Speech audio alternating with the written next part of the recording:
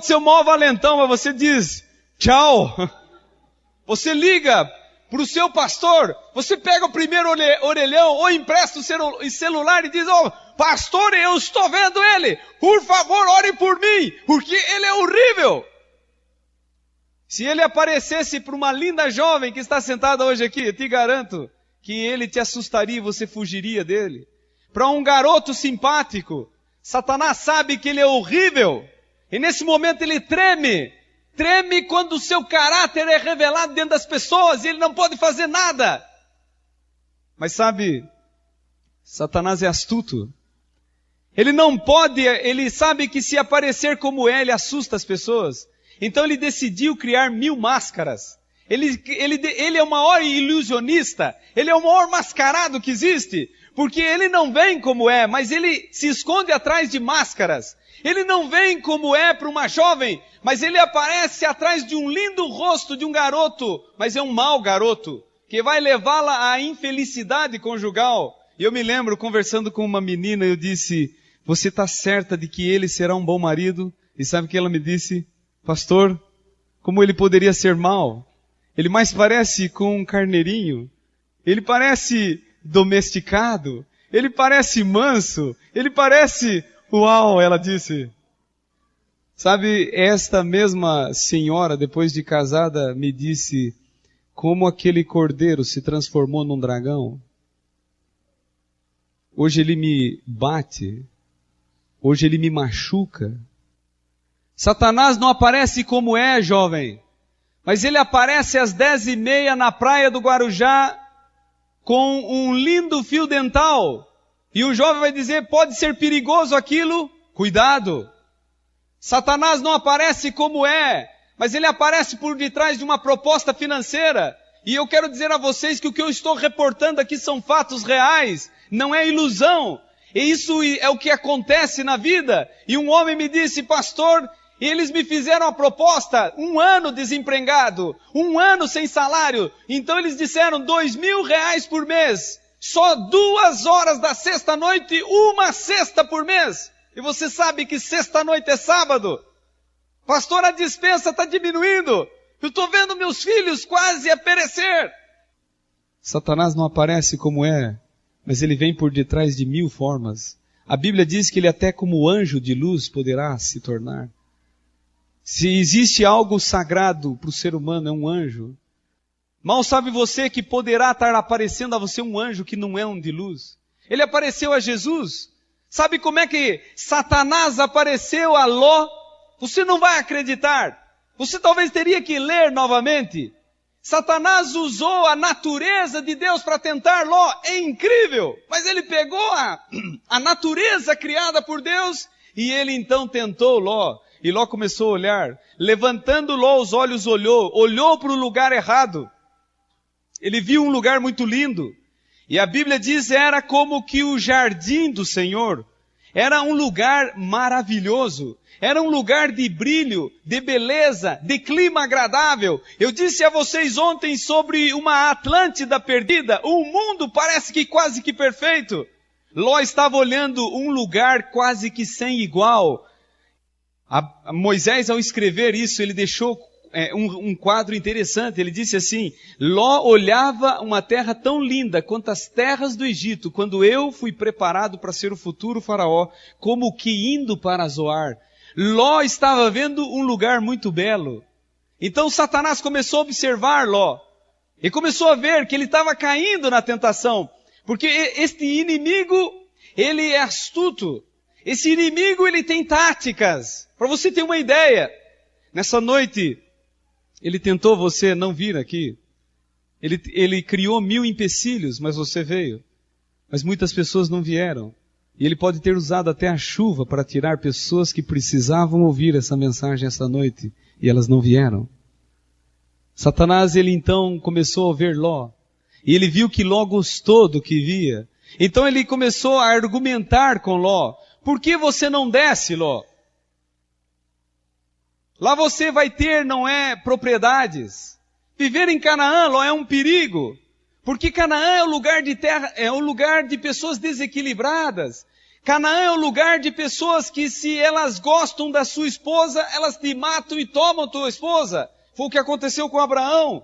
Você vê Abraão tendo medo, e ele dizendo, olha, é minha irmã. Satanás olhou a Ló e disse, por que você não desce? Lá tem cartório. Você pode registrar a propriedade, ninguém vai tomar. Viver em Canaã é um perigo, porque se os cananeus gostam da tua propriedade, eles vão te matam e tomam tua propriedade.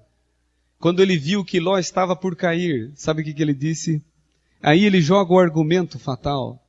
Ló, se tem pecadores lá no vale, lá em Sodoma e Gomorra, também tem aqui em Canaã.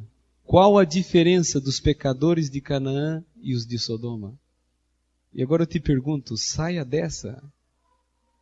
Enquanto você está pensando, eu gostaria de te dizer, quando Deus diz fique num lugar, acredite, pode ser perigoso, mas o Senhor irá te proteger. Quando o Senhor te diz, você deve andar por esse caminho, ande por esse caminho, pode ter salteadores, mas Ele irá te proteger. Eu me lembro quando, alguns anos atrás, fazendo uma semana de oração no Rio de Janeiro, um dos pastores me levou a fazer uma visita, e durante aquela semana eu tive várias visitas. Então, num dia especial, ele disse, pastor, agora eu reservei esse dia para te levar num bairro. Não se assuste, mas o nome do bairro é Inferno. E você já imaginou como é que é o tipo do bairro? Vocês que conhecem o Rio de Janeiro sabem que muitos dos morros não têm ruas. São guetos, são pequenas ruelas de acesso. E então nós paramos o carro no pé do morro e começamos a subir. E pessoas às vezes assim mal encaradas nos olhavam de cima e embaixo. E ele foi dizendo, fica tranquilo, pastor, porque aqui já morreram crianças com bala perdida. Eu falei, mas como é que eu posso ficar tranquilo assim? Ele disse, olha, aqui já morreram, não é, pais de família voltando do trabalho. E ele me olhava e dizia, fica tranquilo, pastor. E eu disse, como é que eu posso ficar tranquilo com essas histórias? Ele disse, ó, já morreram policiais lutando com os traficantes, já morreram traficantes lutando com os policiais. E ele disse, mas eu quero te dizer, pastor Eli, que nunca morreu um pastor adventista nesse morro ou em qualquer morro do Rio de Janeiro pregando o evangelho. E sabe o que ele me disse? Porque o Senhor disse, ide por todo mundo e pregai. Ele não disse para ir pregar para a alta classe de Copacabana somente. Ele não disse para ir e pregar somente para pessoas cultas dos centros universitários. Ele disse, ide por todo mundo. E se você tiver que subir nas favelas, pode subir, porque eu garanto. Você está entendendo? Qual a diferença dos pecadores do vale e dos pecadores de Canaã? Mas eu quero te dar mais um argumento. Os pecadores do vale só tinham 20 anos. Seria o tempo limite e o Senhor iria destruí-los. Os pecadores de Canaã ainda não tinham muito tempo. O Senhor ainda estava trabalhando, porque lá em Canaã existia uma mulher como Raabe. Existiam pessoas que iriam mudar de vida, como Ruth. Existiam pessoas que estavam num processo de transformação. Existia diferença entre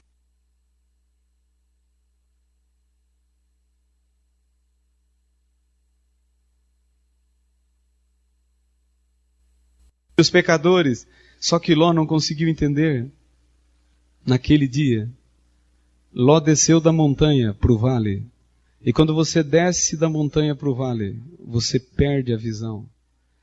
Naquele dia ele desceu com o seu rebanho, foi o motivo da separação.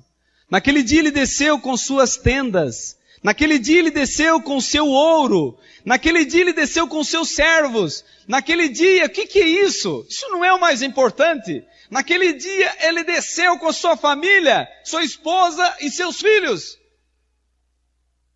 Eu gostaria de dizer a vocês que 20 anos depois ele voltaria. Ele voltaria quase sem nada. Mas naquele dia, céu claro, sol azul, no pico de uma montanha, ele não conseguia entender que a sua escolha e sua decisão iria levar a uma destruição e ruína da sua família. Então ele desceu, e lá no vale, a Bíblia diz que armando as suas tendas, ele entrou em Sodoma. 20 anos se passaram. O Senhor tentou falar com Ló. Quem estuda o relato descobre que o Senhor tentou. Eu imagino que ele, se eu pudesse usar os recursos modernos, ele tentou um fax, ele tentou um telefonema, tentou um telegrama, tentou um e-mail. E ele disse: Ló, você foi para um lugar que não tem muito tempo de duração, saia daí. Ló, por favor, volte. Ló, levante-se, tire o que você puder. Mas ele não ouviu. Então chegou um dia que o Senhor não aguentou mais. E diz a Bíblia que então desceu do céu 3 pessoas. E você acompanha esse relato, porque essa é uma história que você tem que emendar na Bíblia. Está no capítulo 19 de Gênesis. E o Senhor desceu do céu. Era um poderoso. Um era o chefe da guarda. Um era o príncipe dos príncipes. O nome dele é Jesus. Os outros 2 anjos. Eles passaram pela tenda de Abraão. Abraão agora estava morando nas colinas de Canaã. Eles nesta passagem alertaram Abraão de que daqui 1 ano teria ele o filho prometido. Que história linda. O Senhor, ele desce do monte, ele desce lá de cima das alturas, e ele passa na tenda de um homem velho, cansado, e ele diz: olha, daqui 1 ano você vai ter um filho. A sua esposa sorri e diz: mas como é que pode? Agora eu já passei do período de ter filhos. E o Senhor disse: não. Eu queria te dizer, há para Deus alguma coisa impossível? Não tem nada impossível para mim. Eu posso fazer uma mulher que passou do tempo ter um filho. E isso aconteceu. Essa é uma história linda. E o Senhor então se dirigiu para Sodoma. Os 2 anjos chegaram em Sodoma. Foram recebidos por Ló. E no capítulo 19, verso 12, os anjos dentro da casa de Ló, então eles têm um recado para Ló. E esta é uma mensagem urgente, e é dita nas palavras do verso 12 e 13 do capítulo 19. E então disseram os homens a Ló: tem aqui alguém mais dos teus filhos, tuas filhas, todos quantos têm, teus genros, faze-os sair deste lugar, desta cidade, pois vamos destruir este lugar, porque o seu clamor tem aumentado, chegando à presença do Senhor, e o Senhor nos enviou para destruir. 20 anos depois, 2 anjos no meio da madrugada, na casa de Ló, disseram: só mais essa noite, não terá outra. Amanhã, quando o sol nascer, tudo estará destruído. Prega o Evangelho. Essa é uma mensagem dura. Ló saiu de madrugada, e eu fico imaginando Ló saindo de madrugada, e indo em direção à casa de um genro, e ele batendo, e dizendo: filha, tem 2 anjos lá em casa. O genro acordando ainda no meio da madrugada: o sogro, o que está acontecendo? E o sogro diz: tem 2 anjos lá em casa, e eles têm uma mensagem. Esta é a última noite, vamos sair deste lugar. Sabe o que o genro disse? Sogro, eu não acredito em anjos, mas eu quero te dizer no que eu acredito. Eu acredito no dinheiro que eu tenho aplicado nessa cidade, nos imóveis que eu tenho. Eu não saio daqui por nada, por isso eu não vou sair. Sabe o que a filha disse? Pai, eu não acredito em anjos. Você nunca me ensinou a acreditar no que não se vê. Você só me ensinou a acreditar naquilo que se pega. Você me colocou por 20 anos no mundo materialista, no mundo calculista que crê naquilo que sente e que pega. Por isso, eu não vou sair daqui. Mas eu quero te dizer, pai, no que eu acredito. E olhando para o pai, ela disse: eu acredito no desfile de moda que vai ter quinta-feira. E eu não saio daqui por nada. A história de Ló diz assim que ele voltou sozinho. Agora você quer ver um texto dramático? Você quer ver um episódio dos mais sofridos, dos mais angustiantes na Bíblia? Está no verso 16. E lá está, a palavra, ela diz assim: como se demorasse. Ló demorava. Ló estava por ficar na destruição. Ló estava por se corromper. Como, porém, se demorasse, pegaram os homens pela mão, ele, sua mulher e suas 2 filhas. E sendo o Senhor misericordioso, e o tiraram e puseram fora da cidade. E havendo-os levado fora, disse um deles: livra-te, salva a tua vida, não olhe para trás, nem pare em toda a campina, foge para o monte, para que não pereça. Ló estava ficando. Ló não estava conseguindo sair de Sodoma. É muito fácil entrar em Sodoma. É muito fácil jogar a vida na sarjeta